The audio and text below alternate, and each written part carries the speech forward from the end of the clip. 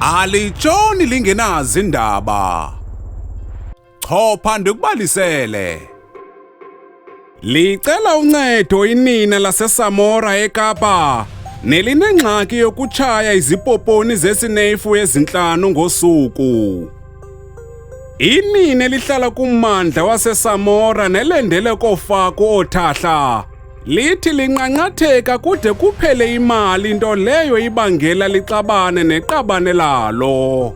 Le meko elizibona likuyo lithi ayiqhelekanga kwaye oopeto bakhe batshaya izipoponi zesinefu ezimbini ngosuku.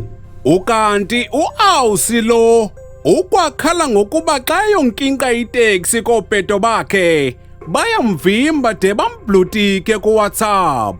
Ucela iyeza loyeka unqanqatheka. Siyeza nenqaku labahlali bakwaLanga nabakhala ngetoti eqengqeleka ebusuku. Sukuphoswa iakhawunti yethu yesibini ethi Indaba with Mikhulu Productions.